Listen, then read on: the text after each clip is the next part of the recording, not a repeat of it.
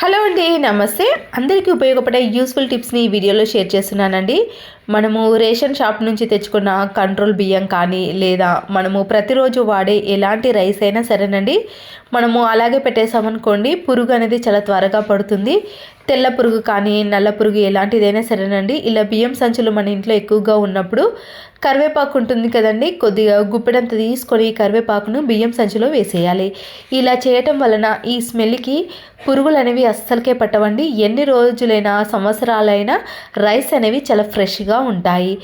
కత్తిపీట కానీ నైఫ్ కానీ షార్ప్గా లేనప్పుడు మనము కూరగాయలు కట్ చేసేటప్పుడు చాలా ఇబ్బంది పడతాం కదండి. అలాంటప్పుడు మనము సన్నుప్పు ఉంటుంది కదండి, నైఫ్ పైన కానీ ఇలా వీడియోలో చూపించిన మాదిరిగా కత్తిపీట పైన కానీ వేసేయండి.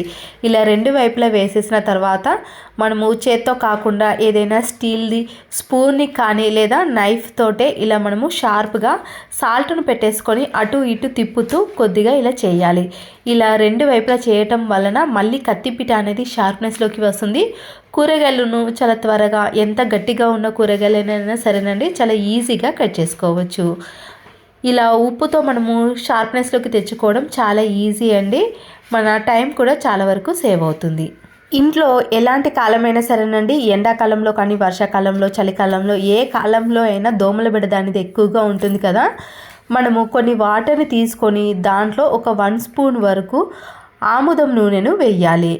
ఇలా ఆముదం నూనెను వేసి ఎక్కడైతే దోమలు ఎక్కువగా తిరుగుతున్నాయో మనము పడుకునే బెడ్రూమ్లో ఇలా ఒక మూలాన పెట్టేసామనుకోండి, దోమల బెడద అనేది అస్సలకే ఉండదండి. ఈ స్మెల్కి దోమలు అనేవి ఇంట్లో నుంచి పారిపోతాయి. నిమ్మకాయలు అనేవి మనము ఇలా ఎక్కువగా తెచ్చుకొని ఫ్రిడ్జ్లో స్టోర్ చేసుకున్నా కూడా చాలా త్వరగా పండుబారిపోతాయండి లేదా కుళ్ళిపోతాయి కదా. ఇవి ఎక్కువ రోజులు ఫ్రెష్గా ఉండాలంటే మన ఇంట్లో ఉండే పచ్చిమిర్చి ఉంటాయి కదండి, దానికి ఉండే తొడిమలను కట్ చేసి ఇలా నిమ్మకాయలను స్టోర్ చేసుకునే కవర్లో వేసేయాలి.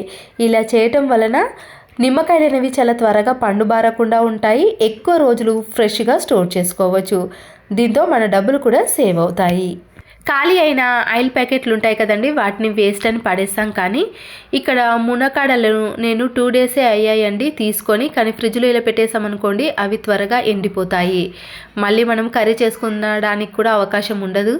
ఇలా కట్ చేసిన మునక్కాడలను మనము ఆయిల్ ప్యాకెట్లో వేసేసి కొద్దిగా ఇలా ఆయిల్ని అప్లై చేసి అదే కవర్లో పెట్టేసామనుకోండి ఎన్ని రోజులైనా ఫ్రెష్గా ఉంటాయి. ఇక్కడ సీజర్ అనేది షార్ప్నెస్ అనేది తగ్గిపోయిందండి. మనము బట్టలు కుట్టేటప్పుడు కానీ లేదా ఏదైనా కవర్లను కట్ చేసేటప్పుడు ఇబ్బంది పడతాం కదా. ఇలా అయిపోయిన ఖాళీ షీట్లు ఉంటాయి కదండి, వాటిని మనము సీజర్తో ఇలా చిన్న చిన్నగా కట్ చేసామనుకోండి ఈ సీజర్ అనేది చాలా షార్ప్నెస్లోకి వస్తుంది. అంతేకాకుండా ఖాళీ అయిన ఈ ట్యాబ్లెట్ షీట్ని మనము ఇలా చిన్న సైజుగా కట్ చేసుకొని ఈజీగా ఎక్కడైనా పెట్టేసుకోవచ్చు. దీనివల్ల మనకి ఇలా రెండుగా యూజ్ చేసుకోవచ్చండి. ఇలా కట్ చేసిన దాంతో మళ్ళీ మనము ఏదైనా గట్టిగా ఉన్న పేపర్లను కానీ క్లాత్ని కానీ కట్ చేసుకున్నాం అనుకోండి చాలా ఈజీగా కట్ అయిపోతుంది.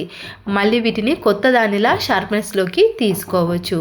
దోశ పిండికి మనము బియ్యాన్ని ఇలా మినపగుళ్ళను నానబెట్టుకునేటప్పుడు మనకి దోశలు అనేవి చాలా మెత్తగా సాఫ్ట్గా పెనానికి అంటుకోకుండా రావాలి అంటే కొద్దిగా అటుకులను యాడ్ చేయండి. ఇలా చేయటం వలన దోశలు అనేవి వైట్ కలర్లో రావటమే కాకుండా పెనానికి అతుక్కోకుండా వస్తాయి, చాలా సాఫ్ట్గా మృదువుగా వస్తాయి.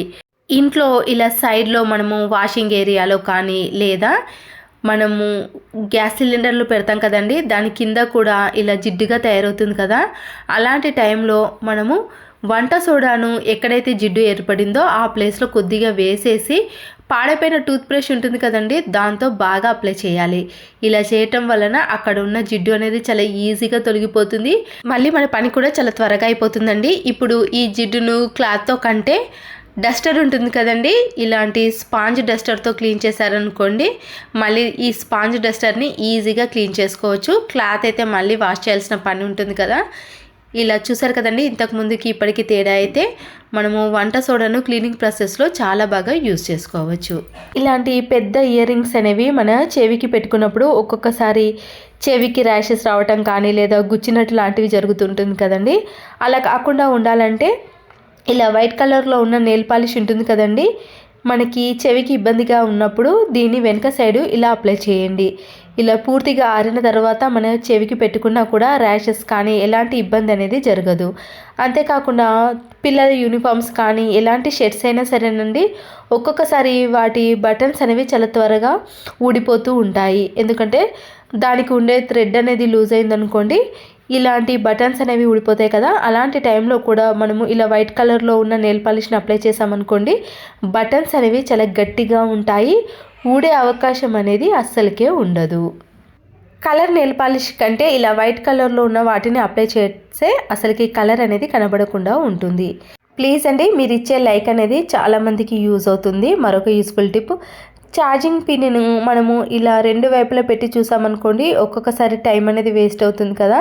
అలా కాకుండా పిన్ అనేది కరెక్ట్గా ఫోన్కి ఏ విధంగా పెట్టాలో అలా పెట్టడానికి ఇలా ఒక స్టిక్కర్ని పెట్టేసి డైరెక్ట్గా మనము ఫోన్ని ఇలా ఛార్జర్ పిన్కి పెట్టేసామనుకోండి, మనము వెతకాల్సిన పని ఉండదు, మన టైం కూడా చాలా వరకు సేవ్ అవుతుంది. ఛార్జర్ వైర్ అనేది తెగిపోయినప్పుడు మీరు ఇలాంటి ఉలెన్ దారాన్ని కూడా పెట్టేసుకోవచ్చు, నీట్గా ఉంటుంది. వైట్ కలర్ ప్లాస్టర్ ఉంటుంది కదండి, దాన్ని అయితే వెతికాల్సిన పని అయితే ఏర్పడుతుంది, అస్సలకే మనకి దొరకడం అనేది కష్టమవుతుంది కదా. ఇలా టూత్పిక్ షార్ప్గా ఉంటుంది కదండి, దాన్ని తీసుకొని ఇలా మనము వీడియోలో చూపించిన మాదిరిగా ప్లాస్టర్ పైన ఇలా గట్టిగా రఫ్ చేయండి. ఇలా చేసామనుకోండి, అక్కడ మనకి చూసారు కదండి, అక్కడ ఇలా తెలిసిపోతుంది. అప్పుడు మనము ఇలా వైట్ ప్లాస్టర్ని వెతకాల్సిన పని ఉండదు, డైరెక్ట్గా మనము తీసుకొని వాడుకోవచ్చు. టూత్పిక్ని కూడా ఇలా వైట్ ప్లాస్టర్ని కొద్దిగా ప్రెస్ చేసి అక్కడ పెట్టేసామనుకోండి, ఎప్పుడంటే అప్పుడు ఇలా డైరెక్ట్గా తీసుకొని మళ్ళీ టూత్పిక్ని ఆ ప్లేస్లో పెట్టేసుకోవచ్చు. అగ్గిపెట్టెలో ఉండే అగ్గిపుల్లలు ఉంటాయి కదండి, దాంట్లో ఉండే ఇలా మనము ముందటి భాగంలో కెమికల్ అనేది ఉంటుందండి, దాన్ని మాత్రమే తీసుకోవాలి. లేదా ఆ పొడిని కాకుండా డైరెక్ట్గా ఈ అగ్గిపుల్లలకు ఉండే కెమికల్ని మాత్రమైనా కట్ చేసుకోవాలి. ఇలా చివరగా ఉన్న భాగాన్ని కట్ చేసుకొని దీన్ని టిష్యూ పేపర్లో కానీ లేదా ఏదైనా మామూలు పేపర్లో అయినా తీసుకోవచ్చండి. నేనైతే ఇక్కడ ఒక 4 అగ్గిపుల్లలను తీసుకొని ఒక టిష్యూ పేపర్లో వేసుకొని దానిపైన కొద్దిగా వెనిగర్ని వేయండి. ఇలా వెనిగర్ని వేసిన తర్వాత ఎక్కడైతే మీకు బల్లులు ఎక్కువగా తిరుగుతున్నాయో, బొద్దింకలు తిరుగుతున్నాయో, గ్యాస్ స్టవ్ కాడ కానీ కిచెన్ సింక్లో కానీ బొద్దింకలు వస్తున్నప్పుడు అలా పెట్టేసామనుకోండి, బొద్దింకల బెడద అనేది ఉండదు. అంతేకాకుండా బల్లులు అనేవి కిచెన్లో తిరగకుండా ఉంటాయి. నైట్ పూటనే మనకి కిచెన్ సింకులో నుంచి ఇలా హోల్లో నుంచి బొద్దింకలు ఎక్కువగా వస్తాయి కదండి, ఇలా పెట్టి చూడండి, బొద్దింకలు అనేవి అసలు. రాగి పాత్రలను మనము చేత్తో రుద్దాల్సిన పని లేకుండా ఇలా నీటిలో ముంచితే చాలండి, షైనింగ్లో నీట్గా కొత్త దానిలా కనిపిస్తాయి. మీరు దీనికోసం ఇక్కడ నేను 10 రూపీస్ మాత్రమే తీసుకున్నానండి నిమ్ముప్పు. ఇది ఇలా క్రిస్టల్ మాదిరిగా ఉంటుంది. మనము క్లీన్ చేసుకునే దాన్ని బట్టి మనం నిమ్ముప్పును యూజ్ చేయాలండి. నేనైతే ఇక్కడ నిమ్ముప్పును ఇలా కొద్దిగా తీసుకొని దాంట్లో వాటర్ని వేసి ఈ నిమ్ముప్పు అనేది పూర్తిగా కరగాలండి. కరిగిన తర్వాతనే మనకి ఈ రాగి పాత్రలు అనేవి మనము చేత్తో రుద్దకుండానే షైనింగ్లోకి వస్తాయి. ఇలా నిమ్ముప్పు కరిగిన తర్వాత మనము దీంట్లో నీరు పూర్తిగా మునిగేంత వరకు పాత్రలను వేసి ఒక 5 మినిట్స్ అలాగే ఉంచేసామనుకోండి, చేత్తో రుద్దాల్సిన పని లేకుండా ఇలాంటి సర్ఫ్ను యూజ్ చేయకుండా క్లీన్ చేసుకోవచ్చు. ఈ టిప్స్ నచ్చితే తప్పకుండా లైక్ చేయండి. మరో యూస్ఫుల్ వీడియోతో మళ్ళీ కలుద్దాం. Thanks for watching.